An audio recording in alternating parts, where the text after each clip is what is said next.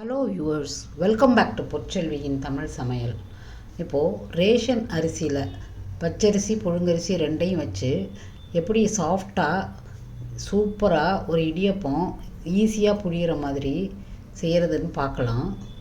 இது full and full ration அரிசி தான், கடையில் எதுவுமே வாங்கலை. ரொம்ப சாஃப்டாக நல்லா வந்திருக்கு. இந்த மெத்தடை யூஸ் பண்ணி நீங்களும் செய்யலாம். இப்போ இதுக்கு நான் 2.5 கப்பு, அதாவது இப்போ காமிச்சிருக்க அந்த கப்பால் 2.5 கப்பு புழுங்கரிசியும் 1.5 கப்பு பச்சரிசியும் தனித்தனியாக ஊற போட்டிருக்கேன். இதை தனித்தனியாக 2 மணி நேரம் ஊற வச்சுட்டு நீங்கள் காய வைக்கிறப்பையும் தனித்தனியாக காய வச்சுருங்க. ஏன்னா ஒன்று ஒரு கன்சிஸ்டன்சியில் நமக்கு காயும். பச்சரிசி தனியாக புழுங்கரிசி தனியாக நல்லா தண்ணியை வடிச்சிட்டு ஒரு துணியில் நல்ல வெயிலில் காய போட்டுருங்க. நல்லா காஞ்சதுக்கப்புறம் மிஷினில் கொடுத்து நம்ம அரைச்சி வச்சுக்கலாம். ரெண்டையும் அரைக்கிறப்ப ரெண்டையும் ஒன்றா போட்டு அரைச்சிக்கலாம். அதாவது ரொம்ப இதை விட ஈஸியாக இடியப்பம் நம்ம செய்யவே முடியாதுங்க, அவ்வளோ ஈஸியாக இருக்குது செய்கிறப்ப. இப்போது நம்ம மாவு ரெடி பண்ணிட்டோம். இதை இப்போ ஒரு 3 கப்பு இந்த மாவை நல்லா சலிச்சிட்டு இதில் போட்டுக்கலாம். பாருங்கள் எந்த அளவு இது நைஸாக வந்திருக்குன்ட்டு. 3 கப்பு போட்டுட்டு நம்ம தண்ணி 3 கப்பு அளவு தான் வைக்க போகிறோம்.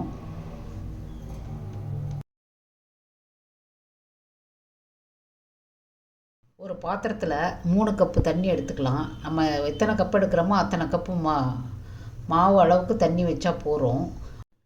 தேவையான அளவு உப்பு போட்டுக்கலாம். இப்போ 3 கப்பு போட்டதுனால 3 டீஸ்பூன் எண்ணெய் விட்டுக்கலாம்.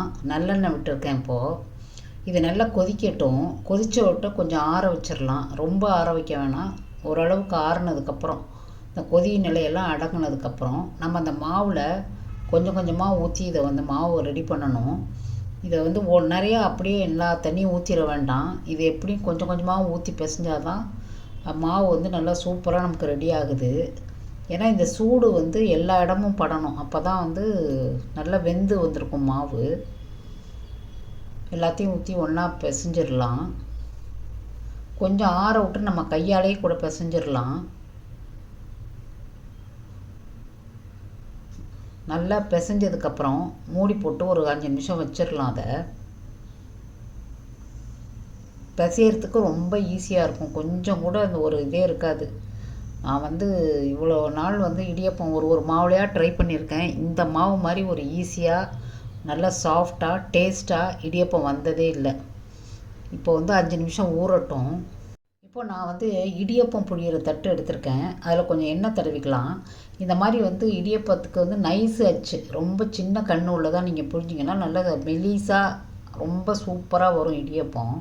இந்த மாதிரி மாவு உருட்டி இந்த மாவு போடுற குழலில் போட்டுட்டு நம்ம அப்படியே புழிஞ்சு விட்டுற வேண்டியதான். இது நீங்கள் இட்லி பாத்திரத்தில் கூட சின்ன சின்ன ரவுண்டாக கூட புழியலாம். உங்களுக்கு எந்த மாடல் வேணுமோ அந்த மாடலில் புழியறதுக்கு ரொம்ப ஈஸியாக இருக்குது. பார்த்தீங்களா நான் எவ்வளோ ஈஸியாக புழியிறேன்ட்டு. நார்மலாக எனக்கு இடியப்பம் புழியறதுனா ரொம்ப கஷ்டமாக இருக்கும். இவ்வளோ ஈஸியாக நான் செஞ்சதே இல்லை. இதுதான் ஃபஸ்ட் டைம் நான் ஈஸியாக இடியப்பம் மாவு புழிஞ்சது. எப்போதுமே இடியப்பம் செய்கிறப்ப நான் அந்த தண்ணியை இட்லி பானையில் வச்சுட்டு நல்லா கொதி வந்ததுக்கப்புறம் தான் இந்த நம்ம புழிஞ்சதை தூக்கி வைக்கணும். ஒரு 5 நிமிஷம் இல்லை 3 நிமிஷத்துலேயே நமக்கு ரெடி ஆகிடும். பாருங்கள் நல்லா வெந்துருச்சு. சாஃப்டாக சூப்பராக டேஸ்ட்டாக நமக்கு இடியப்பம் ரெடி ஆகிடுச்சு. உங்களுக்கு பார்க்குறப்பே தெரியும் அது எந்த அளவுக்கு இது ஒரு சாஃப்டாக இருக்குன்ட்டு.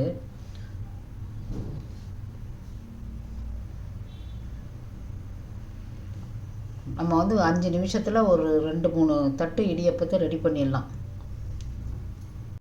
இடியப்பத்தில் நிறையா வெரைட்டி பண்ணுவாங்க.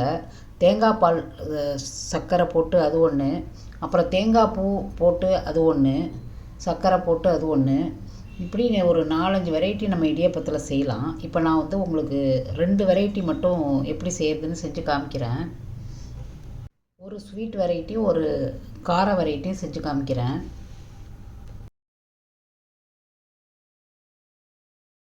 ரேஷன் அரிசியில் இவ்வளோ சூப்பராக இடியாப்பத்தை ரெடி பண்ணால் இந்த வீடியோ பார்த்தீங்கன்னா தெரியும். இதில் இன்னொரு சின்ன ட்ரிக் என்னன்னா, நீங்கள் இடியாப்பத்தை வைக்கிறப்ப ஹாட் பேக்கில் வச்சுட்டு மேலே ஒரு துணியை போட்டு மூடிடுங்க. மூடிட்டிங்கன்னா அதை வேர்த்து விட்டாக்கா அதில் எல்லா தண்ணியும் வடிஞ்சிடும். இடியப்பம் வீணாக போகாமல் இருக்கும். இதே மாடல் நீங்கள் சப்பாத்திக்கும் யூஸ் பண்ணலாம். இன்னும் சூடும் அதில் வந்து அப்படியே துணி போட்டு மூடுறதுனால அப்படியே இருக்கும் ரொம்ப நாளைக்கு. இது ஒரு சின்ன டிப்ஸ் தான் இது. இதை இடியாப்பத்தில் இப்போ வந்து நான் வந்து 2-3 டைப் ஆஃப் இடியாப்பம் எப்படி பண்ணுறதுன்னு செஞ்சு காமிக்கிறேன். இடியாப்பத்தை கொஞ்சம் கையில் எண்ணெயை தொட்டுக்கிட்டு நல்லா உதுத்து விட்டுடுங்க. நல்லா உதுத்ததுக்கப்புறம் இப்போ நான் மசாலா பண்ணி வச்சுருக்கேன். அது எப்படி செய்கிறதுனா, மிளகு 1 டீஸ்பூன், சீரகம் 1 டீஸ்பூன், சோம்பு 1 டீஸ்பூன், கரம் மசாலா ஒரு 1/2 டீஸ்பூன், அப்புறம் ஒரு பெரிய வெங்காயம், 2 தக்காளி, கொஞ்சம் ஒரு 10 பூண்டு பல், இது எல்லாத்தையும் வந்து மிக்சியில் நல்லா அரைச்சிக்கிட்டு எண்ணெயில் வதக்கி ரெடி பண்ணி வச்சுக்கணும். இந்த மசாலா வந்து நீங்கள் இதில் வேணால் போட்டு குழம்புல போடலாம், சட்னியில் போடலாம், இந்த இடியாப்பத்துக்கு போடலாம், ஈவன் முட்டை பரோட்டா கூட இதை போட்டு செய்யலாம். இப்போ இதை வந்து இந்த மசாலா ஒரு 3 ஸ்பூன் போட்டு எண்ணெயை பேனில் ஊற்றி அதை நல்லா வதக்கிக்கலாம். அவ்வளோதாங்க, நம்மளுடைய சாரமான சூப்பர் டேஸ்டான இடியப்பம் ரெடி ஆகிடும். இது வந்து ரொம்ப எல்லோரும் விரும்பி சாப்பிடுவாங்க. நல்லா வாசனையாக இருக்கும், வீடே மணக்கும். கிட்டத்தட்ட நம்ம வந்து மிளகு கறி செய்கிற மாதிரி இந்த இடியப்பத்தை செஞ்சுருக்கோம். அடுத்தது இன்னொரு டைப்பில் வந்து நம்ம தேங்காய் பாலை விட்டுக்கலாம். ஸ்வீட்டுக்கு வெறும் தேங்காய் பால் விட்டுட்டு அதில் கொஞ்சோண்டு சர்க்கரை போட்டுட்டு ஏலக்காய் பொடியை போட்டுற வேண்டியதான். ஸ்வீட்டும் காரமும் சும்மா டேஸ்ட்டாக இருக்குது. எல்லோரும் வீட்டில் செஞ்சு பாருங்கள். இந்த ரெசிபியை செஞ்சு பார்த்துட்டு கமெண்ட் பாக்ஸில் போடுங்க. மறக்காமல் சப்ஸ்கிரைப் பண்ணுங்கள்.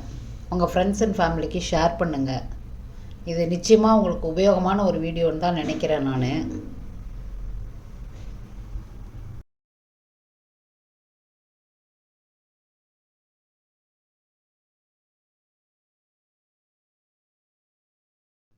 தேங்க்யூ ஃபார் வாட்சிங். மீண்டும் ஒரு பதிவில் சந்திப்போம்.